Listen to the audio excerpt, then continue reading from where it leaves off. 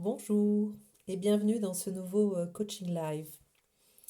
Aujourd'hui, je voudrais évoquer avec vous la question du confinement des seniors après le 11 mai. On a vu que ça a créé quelques vagues d'émotions. Et en fait, j'ai trouvé que c'était un sujet extrêmement intéressant qui pose la question suivante.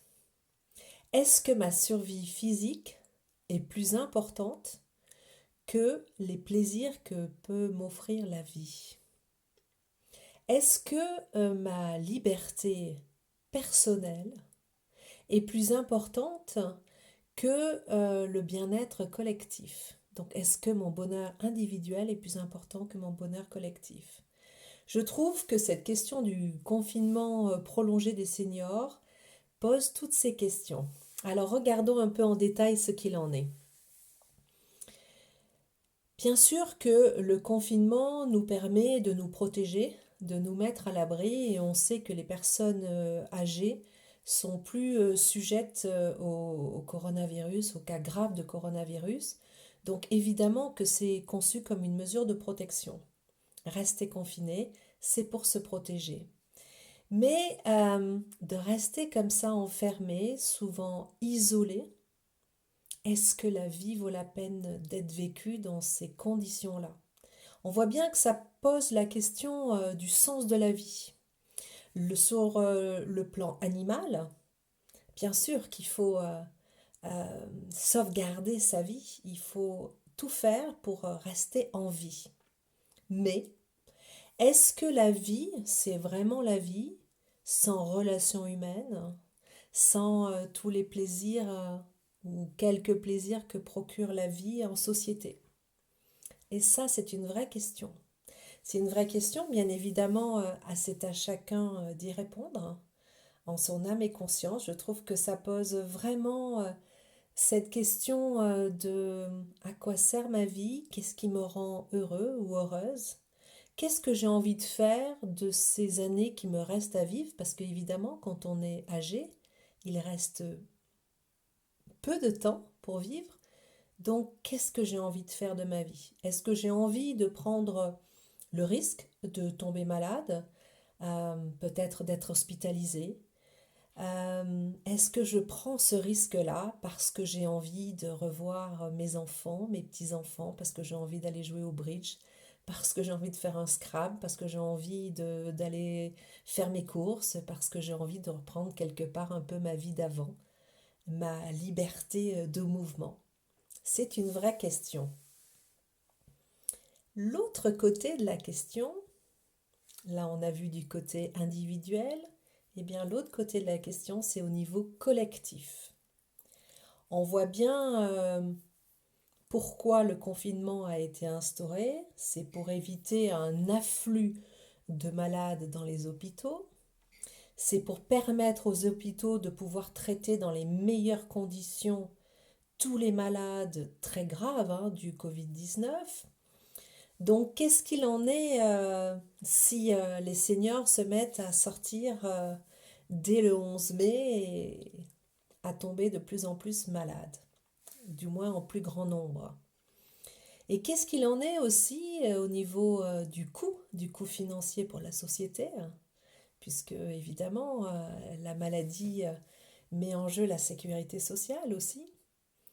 Donc c'est intéressant de se poser toutes ces questions sur le plan collectif. Et qu'est-ce qu'il en est si les seniors qui sont plus sujets ou sujettes au Covid-19, qu'est-ce qui va en être de la propagation du virus? La question se pose aussi. Et puis il y a une dernière question qui se pose sur le plan collectif, c'est celle des décès. Euh, Mourir aujourd'hui est très difficile. On sait très bien que les pompes funèbres sont dépassées un peu par l'afflux de personnes décédées, de morts. C'est très difficile pour la famille qui ne peut pas aller ou en très petit nombre aux obsèques. Qu'est-ce qu'en sera-t-il si d'un coup, parce que nous ne sommes plus confinés et que nous ne prenons peut-être pas suffisamment de précaution. Si nous ne respectons pas suffisamment les barrières de protection, qu'est-ce qu'il va en être à ce niveau-là aussi, hein, au niveau collectif? Alors, ce sont des questions, je pense, qui se posent particulièrement en Occident. Nous avons une culture très forte d'individualisme, très forte, mais vraiment très forte, on le voit aujourd'hui. C'est vraiment le moi-je. Mais moi-je, ça ne me convient pas. Moi-je, moi et mon plaisir individuel, qu'en est-il? Moi et ma liberté de mouvement, mais enfin, c'est pas possible. Il y a vraiment cet individualisme qui est très fort, hein. Et il y a un autre aspect aussi dont on parle depuis longtemps, c'est l'éclatement de la famille. On voit bien que chacun est dans son coin, dans sa maison, et que donc les personnes âgées sont souvent isolées. Si on regarde plus vers l'Est, plus vers les sociétés asiatiques, c'est absolument différent. Et c'est peut-être pour ça aussi que les résultats sont différents dans le vécu de ce Covid-19. La première chose dans les sociétés asiatiques, c'est que le collectif prime sur l'individu. Et ça change tout. C'est le nous d'abord, avant le je. Absolument l'inverse. Et d'autre part, la structure familiale est conservée, très importante là-bas. Très importante. Bon, c'est sûr qu'en Chine, il y a eu la politique de l'enfant unique, donc la famille est toute petite, mais sinon, dans les autres pays asiatiques, la famille est vraiment la base, la famille au sens large, la base de la société. Donc il y a une autre gestion aussi de nos aînés. Alors voilà, ça pose vraiment toutes ces questions. Qu'est-ce que je fais de ma liberté individuelle? Est-ce que je ne regarde que ça ou est-ce que je regarde aussi l'impact sur la société de mes agissements? Est-ce que je choisis mon bien-être personnel ou le bien-être de la société? Comment est-ce que je peux concilier les deux? Qu'en est-il de mon plaisir à moi, moi-je? Qu'en est-il du bien-être de la société au sens large à laquelle je contribue de manière négative ou positive, de manière importante ou peu importante? Quelle est en fait ma responsabilité en tant que membre de cette collectivité? Je trouve donc que cette question, notamment pour les seniors, mais c'est vrai pour nous tous, hein, quand on a dû rentrer chez nous, on était tous un peu, mais j'ai envie de faire autre chose, mais moi je. Et je trouve que c'est du coup une très très grande expérience que nous vivons aujourd'hui avec ce Covid-19. C'est cette expérience du collectif qui prime sur l'individu. Bien sûr, il y a toujours des personnes qui ne suivent pas les règles, ça c'est normal, hein, ça fait partie des choses classiques de la vie.